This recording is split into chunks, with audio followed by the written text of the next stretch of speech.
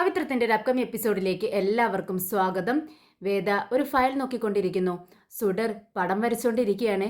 ഇത് കണ്ട് വേദ ചോദിക്കുന്നുണ്ട്, മോളെ നീ എന്താണ് അവിടെ കാണിക്കുന്നത്? പടം വരച്ചുകൊണ്ടിരിക്കുകയാണോ? നിനക്ക് പഠിക്കാനൊന്നുമില്ലേ? വേദ, എനിക്ക് പഠിക്കാനൊക്കെ ഉണ്ട്, പക്ഷേ ഈ ടൈം ഞാൻ ചിത്രം വരച്ചുകൊണ്ടിരിക്കുകയല്ലേ, ഇത് കഴിയട്ടെ എന്നിട്ട് ഞാൻ പഠിച്ചോളാം. അപ്പോൾ വിജി പറയുന്നുണ്ട്, എന്താ വേദ ഇത്? മോൾക്കും വേണ്ടേ എൻ്റർടൈനിങ് ഒക്കെ? എപ്പോഴും ഇങ്ങനെ പഠിച്ചുകൊണ്ടിരുന്നാൽ ശരിയാവോ? പടം വരച്ച് കുട്ടി പഠിച്ചോളും എന്ന് പറയുകയാണ്. ഇത് കേട്ട് വേദ പറയുന്നുണ്ട്, ശരി മോളെ നീ ഇങ്ങോട്ടേക്ക് വാ. പെട്ടെന്ന് തന്നെ സുഡർ വേദയുടെ അടുത്തേക്ക് ചെല്ലുന്നുണ്ട്. എന്താ വേദ എന്ന് ചോദിക്കുമ്പോൾ, നീ പിങ്ക് കളർ ഉടുപ്പ് വേണമെന്ന് എന്നോട് പറഞ്ഞിട്ടുണ്ടായിരുന്നില്ലേ, നമുക്ക് ഓൺലൈൻ വഴി ബുക്ക് ചെയ്താലോ എന്ന് ചോദിക്കുകയാണ്. ഇത് കേട്ട് മോൾക്ക് സന്തോഷമാവുന്നുണ്ട്. പെട്ടെന്ന് വിജിയോട് പറയുന്നുണ്ട്, വിജി ചേച്ചിക്ക് കോട്ടൺ ബ്ലൗസ് വേണമെന്ന് പറഞ്ഞിരുന്നില്ലേ, അതും നമുക്ക് ഓൺലൈൻ വഴി ബുക്ക് ചെയ്യാം. പിന്നെ എനിക്കൊന്ന് രണ്ട് കോട്ടൺ സാരികളും എടുക്കണം, നമുക്കിതിൽ സെർച്ച് ചെയ്ത് നോക്കാം എന്ന് പറഞ്ഞുകൊണ്ട് ഫോൺ എടുത്ത് നോക്കിക്കൊണ്ടിരിക്കുന്നുണ്ട്. അപ്പോഴേക്കും കോളിംഗ് ബെൽ അടിക്കുന്നുണ്ട്. വിജി ഞാൻ ആരാണെന്ന് നോക്കാമെന്ന് പറഞ്ഞുകൊണ്ട് ഉമ്മറത്തേക്ക് പോവാണ്. വാതിൽ തുറന്ന് നോക്കുന്ന സമയത്ത് അത് നമ്മുടെ ശങ്കരനാരായണനാണ്. ശങ്കരനാരായണനെ കണ്ടതും വേദയുടെ മുഖത്തിന്റെ ഭാവം മാറി. ആകെ ദേഷ്യം വന്ന് ചാടി എഴുന്നേൽക്കുന്നുണ്ട്. എന്തിനാ ഇങ്ങോട്ട് വന്നതെന്ന് ചോദിക്കുന്നു. ഇത് കേട്ടതും ശങ്കരനാരായണന്റെ മുഖം ആകെ മാറുന്നുണ്ട്. മുഖത്താകെ വിഷമം. എന്നാൽ സുഡർ ഓടി ചെന്ന് മുത്തശ്ശ എന്ന് വിളിച്ചുകൊണ്ട് ശങ്കരനാരായണനെ കെട്ടിപ്പിടിക്കുന്നു. അത് വേദേ, ഞാൻ ഒരു കുഞ്ഞിന് ഒരു ഡ്രസ്സുമായിട്ട് വന്നതാണ്. എല്ലാ വർഷവും നമ്മൾ കുഞ്ഞുങ്ങൾക്ക് ഡ്രസ്സ് എടുത്ത് കൊടുക്കാറുണ്ടല്ലോ, അക്കൂട്ടത്തിൽ നമ്മുടെ മോൾക്കും ഞാനൊരു ഡ്രസ്സ് എടുത്തു, അത് കൊടുക്കാൻ വേണ്ടി വന്നതാ എന്ന് ശങ്കരനാരായണൻ വേദയോട് പറയുന്നുണ്ട്. എന്നാൽ വേദ പറയുന്നുണ്ട്, ഞാൻ ഇതുകൊണ്ട് തന്നെയാണ് ഈ വീടുമായും നിങ്ങളുമായും ഒരു ബന്ധവും വേണ്ടാമെന്ന് ഞാൻ പറഞ്ഞിട്ടുണ്ടായിരുന്നത്. ഇങ്ങോട്ട് വരുന്നതിന് മുൻപ് തന്നെ ഞാൻ നിങ്ങളോടത് പറഞ്ഞതാ, ഈ വീട്ടിലേക്ക് ഇങ്ങനെ എപ്പോഴും കയറി ഇറങ്ങരുതെന്ന്. എൻ്റെ മോളുമായിട്ട് നിങ്ങൾക്ക് ഒരു ബന്ധവും വേണ്ട. 5-6 വർഷം ഞങ്ങൾ ആരുമായി ഒരു ബന്ധവുമില്ലാതെ ആരെയും കാണാതെയാണ് ഞങ്ങൾ ജീവിച്ചത്. ഇനിയും ഞങ്ങൾ അങ്ങനെ തന്നെ ജീവിച്ചു കൊള്ളാം. നിങ്ങളുടെ ഒരു സാധനവും എൻ്റെ മോൾക്ക് ആവശ്യമില്ല എന്ന് തുറന്നടിച്ച് പറയുന്നു വേദ. ഇത് കേട്ടതും വിജിക്ക് ആകെ വിഷമാവാണ്. വിജി പറയുന്നുണ്ട്, വേദേ നീയൊന്നും മിണ്ടാതിരിക്കെ, നീ ആരോടാണ് ഈ സംസാരിക്കുന്നത്? ഇത് നിന്റെ അച്ഛനാണ്, വഴിയെ പോകുന്ന ആളല്ല. നീ പ്രായത്തിനൊരു ബഹുമാനമെങ്കിലും കൊടുക്ക്. നീ ഇത്രത്തോളം പഠിച്ചതല്ലേ, എന്നിട്ട് ഇങ്ങനെയാണോ വയസ്സിന് മുതിർന്നവരോട് സംസാരിക്കാൻ പഠിക്കുന്നത്? നീ അവിടെ മിണ്ടാതിരിക്കെ, എന്ത് ചെയ്യണമെന്ന് എനിക്കറിയാം എന്ന് വിജി ചേച്ചി പറയുന്നു. ഉടനെ തന്നെ വിജി ശങ്കരനാരായണനോട് പറയുന്നുണ്ട്, അച്ഛൻ അകത്തേക്ക് കയറി വാ. അവൾ അങ്ങനെയൊക്കെ പറയും, അവളുടെ സ്വഭാവം അച്ഛൻ അറിയാവുന്നതല്ലേ. ഇത് കേട്ടതും വേദ പെട്ടെന്ന് റൂമിലേക്ക് കയറി പോകുന്നുണ്ട്. ശങ്കരനാരായൺ മോളോടൊപ്പം അകത്തേക്ക് കയറി വരുന്നു. എന്നിട്ട് തൻ്റെ കയ്യിലുള്ള ഡ്രസ്സ് എടുത്ത് മോളുടെ കയ്യിൽ കൊടുക്കുന്നുണ്ട്. മോളത് പെട്ടെന്ന് തുറന്നു നോക്കുവാണ്. പെട്ടെന്ന് കാണുന്നത് പിങ്ക് കളറിലുള്ള ഡ്രസ്സാണ്. അത് കണ്ടതും മോൾക്ക് ഒരുപാട് സന്തോഷമാവുന്നുണ്ട്. പെട്ടെന്ന് വിജിയോട് പറയുന്നുണ്ട്, വിജിയമ്മ നോക്ക്, ഞാൻ പറഞ്ഞ അതേ കളർ പിങ്ക് കളർ ഡ്രസ്സ് മുത്തശ്ശൻ കൊണ്ടുവന്നിരിക്കുന്നു.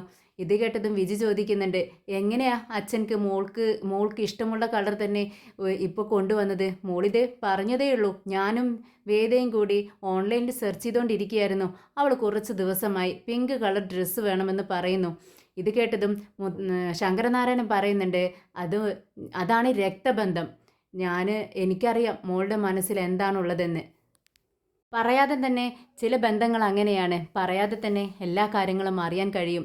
എന്തായാലും മോൾക്ക് ഇഷ്ടപ്പെട്ടല്ലോ എന്ന് പറയുന്നു. അങ്ങനെ വിജി പറയുന്നുണ്ട്, നിങ്ങൾ അച്ഛനും പേരക്കുട്ടിയും കൂടെ ഇരുന്ന് കളിക്ക്, അപ്പോഴേക്കും ഞാനൊരു കപ്പ് കാപ്പിയുമായിട്ട് വരാം എന്ന് പറഞ്ഞുകൊണ്ട് കാപ്പി ഇടാനായി കിച്ചണിലേക്ക് പോകുന്നു.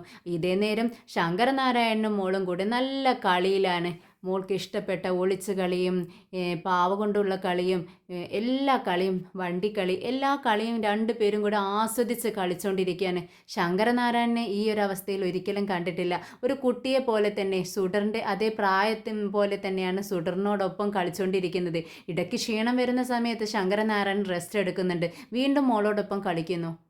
ഏറെ സമയം കഴിഞ്ഞു ശങ്കരനാരായണൻ വീട്ടിൽ നിന്നും പോവാത്തത് കൊണ്ട് റൂമിൽ നിന്നും ഇറങ്ങി തരുന്നുണ്ട് വേദ.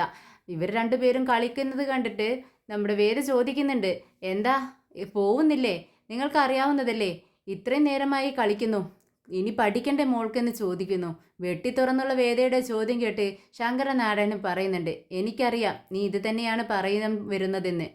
ആരെയും ബുദ്ധിമുട്ടിക്കുന്നില്ല, മോൾക്ക് പഠിക്കാനുണ്ടെന്നുള്ള കാര്യം എനിക്കറിയാം, ഞാൻ പോവുകയാണ് എന്ന് പറഞ്ഞുകൊണ്ട് മോൾക്ക് ഒരു ഉമ്മ കൊടുത്ത് പോവാനായി നിൽക്കുവാണ് ശങ്കരനാരായൺ.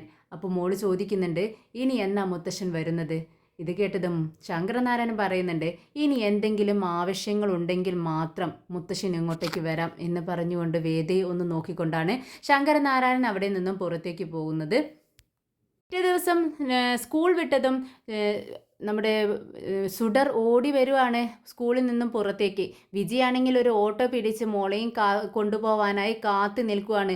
ഓട്ടോയ്ക്ക് അരികിലേക്ക് സുഡർ ഓടി വരുന്നുണ്ട്.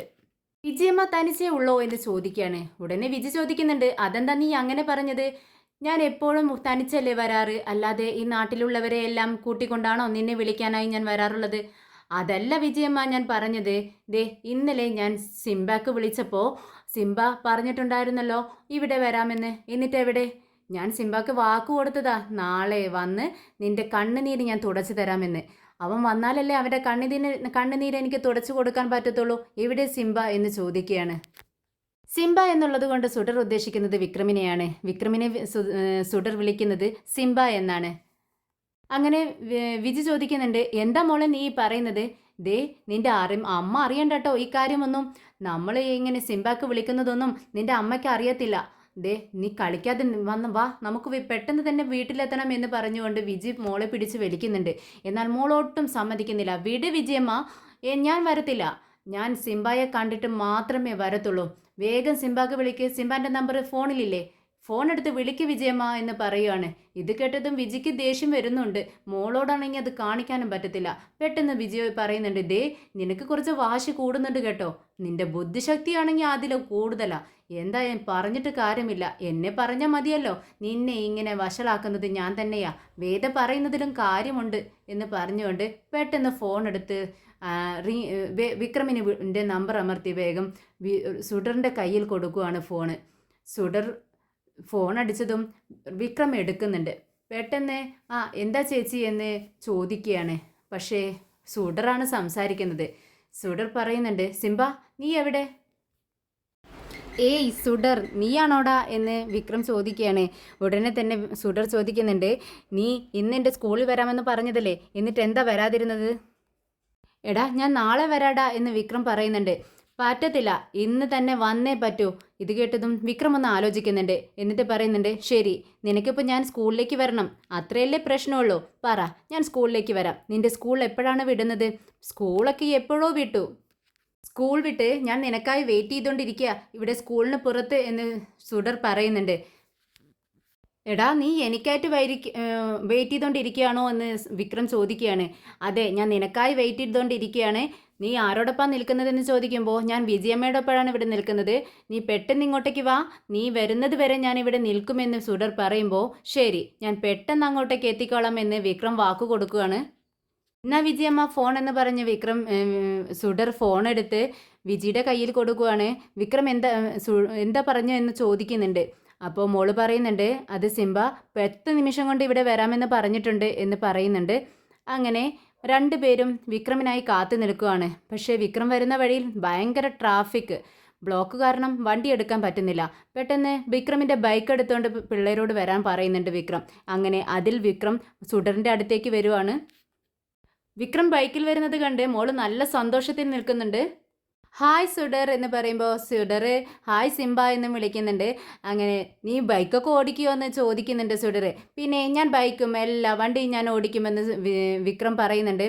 അപ്പോൾ നമ്മുടെ വിജയൻ ചോദിക്കുന്നുണ്ട്, എന്ത് പറ്റി ഇന്ന് ബൈക്കിലൊക്കെ ഈ വണ്ടിയിൽ വരാറില്ലല്ലോ എന്ന് ചോദിക്കുമ്പോൾ അത് ഞാൻ എൻ്റെ വണ്ടി എടുത്തുകൊണ്ട് തന്നെയാണ് വന്നത്. പക്ഷേ വരുന്ന വഴിക്ക് നല്ല ട്രാഫിക് ബ്ലോക്ക്, അതുകൊണ്ട് തന്നെ ഞാൻ പെട്ടെന്ന് മോളുടെ അടുത്തേക്ക് വരാമെന്ന് പറഞ്ഞതുകൊണ്ട് ലേറ്റ് ആവണ്ട എന്ന് വിചാരിച്ച് വണ്ടി എടുത്തുകൊണ്ട് വന്നതാ എന്ന് വിക്രം പറയുന്നുണ്ട്.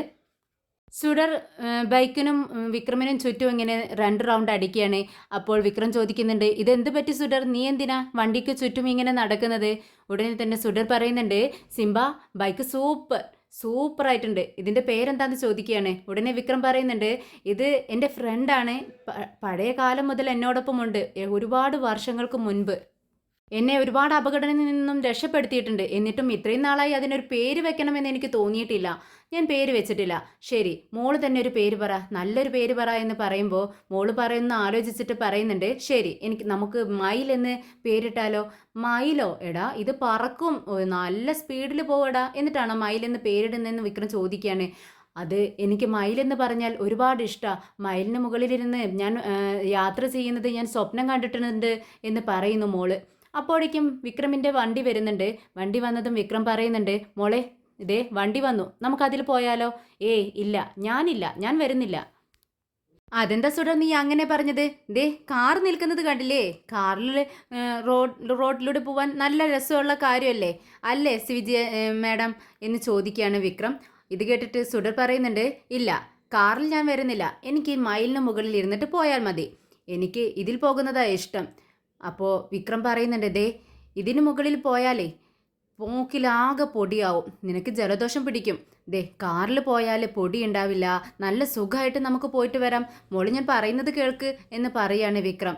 അപ്പോൾ മോള് സമ്മതിക്കുന്നില്ല, ഞാൻ ഇതിൽ തന്നെ വരുന്നുള്ളൂ എന്ന് പറഞ്ഞ് ബൈക്കിൽ പോകാനായിട്ട് മോള് വാശി പിടിക്കുകയാണ്. ഇത് കേട്ടതും വിക്രം വിജിയോട് ചോദിക്കുന്നുണ്ട്, എന്താ മാഡം മോള് ഇങ്ങനെ, മോള് പറയുന്നത് കേൾക്കുന്നില്ലല്ലോ എന്ന് പറയുവാണ്. അപ്പോൾ വിജി പറയുന്നുണ്ട്, നിങ്ങൾ എന്ത് പറഞ്ഞിട്ടും കാര്യമില്ല, മോളൊരു കാര്യം ആഗ്രഹിച്ചാൽ പിന്നെ അത് അവൾക്ക് ആവശ്യം നേടിയെടുക്കണം, അങ്ങനെ ഒരു വാശിയുണ്ട് അവൾക്ക്. എന്തെങ്കിലും ഒരു കാര്യം പറഞ്ഞാൽ അവൾ എങ്ങനെയാ അവളെ ഇതിൽ കൊണ്ടുപോകുന്നതായിരിക്കും നല്ലത്. ഉടനെ തന്നെ വിക്രം ഒരു മടിയോടുകൂടി ചോദിക്കുന്നുണ്ട്, അപ്പോൾ അത് ബുദ്ധിമുട്ടാവോ മാഡത്തിന്? ഞാൻ ഒരു റൗണ്ട് ഇവളെയും കൊണ്ട് ഈ ബൈക്കിലിരുത്തി ഒരു റൗണ്ട് അടിച്ച് വന്നോട്ടെ എന്ന് ചോദിക്കുകയാണ്. അതിന് കുഴപ്പമൊന്നുമില്ല, നിങ്ങൾ പോയിട്ട് വാ, അപ്പോൾ നിങ്ങൾ എവിടെ നിൽക്കും എന്ന് ചോദിക്കുകയാണ് വിക്രം. ഇത് കേട്ടതും വിജി പറയുന്നുണ്ട്, ഞാൻ ഇവിടെ തന്നെ നിന്നോളാം, നിങ്ങൾ പെട്ടെന്ന് വന്നാൽ മതി, ഒരുപാട് ദൂരത്തേക്കൊന്നും പോകരുത് കേട്ടോ, അത് ശരിയാവത്തില്ല, പെട്ടെന്ന് അവിടെ അടുത്തെവിടെയെങ്കിലും ഒന്ന് റൗണ്ട് അടിച്ചിട്ട് വന്നോളൂ എന്ന് പറയുകയാണ് വിജി.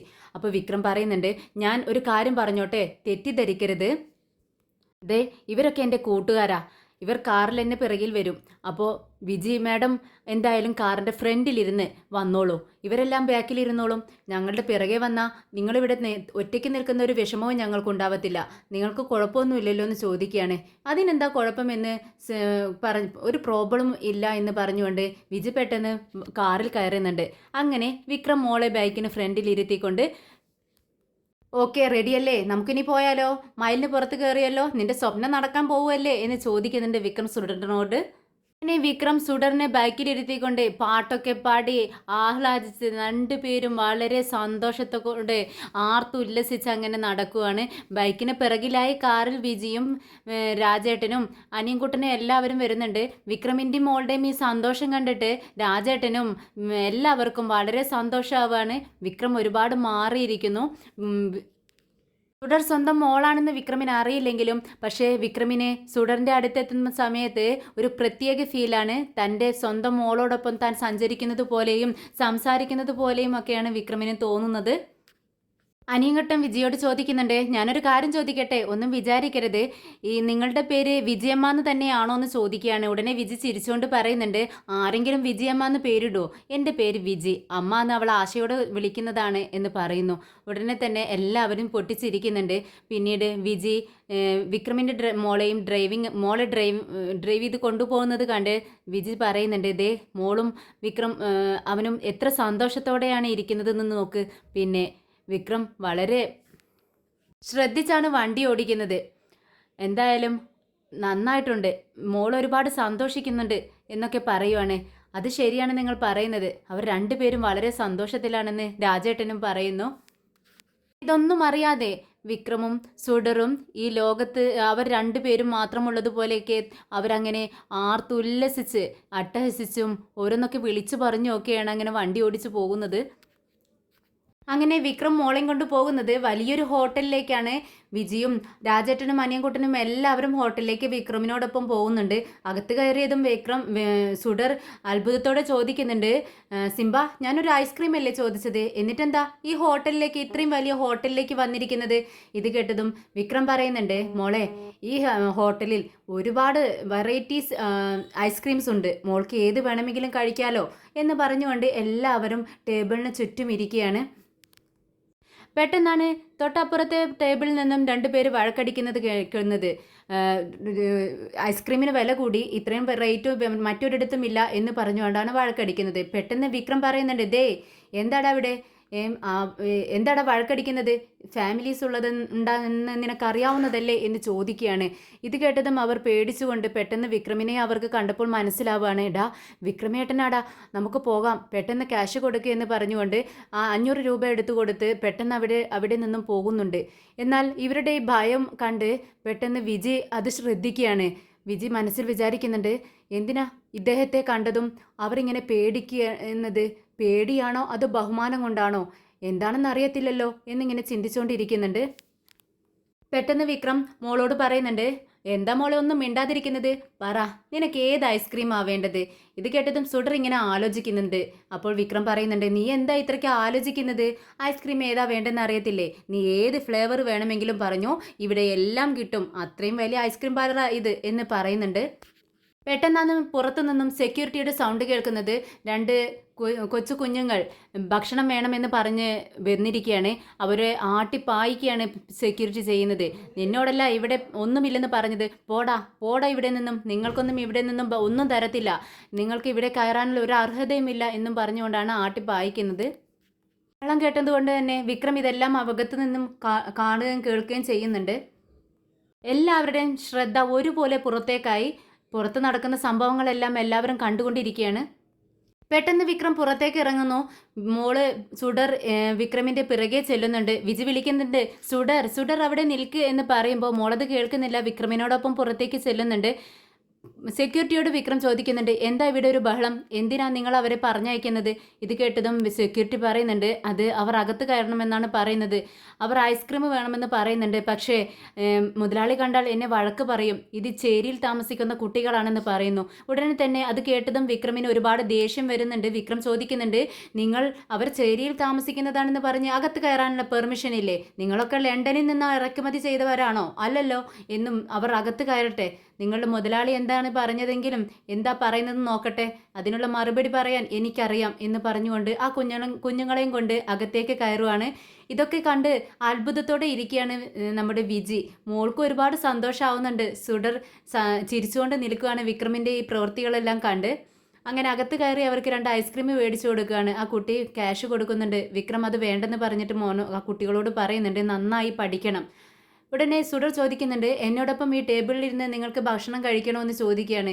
അപ്പോൾ കുട്ടികൾ പറയുന്നുണ്ട്, വേണ്ട, ഞങ്ങൾക്ക് ഈ ഐസ്ക്രീം മാത്രം മതി, ഞങ്ങൾ പോട്ടെ എന്ന് ചോദിച്ചുകൊണ്ട് അവിടുന്ന് യാത്ര പറഞ്ഞിറങ്ങുവാണ്.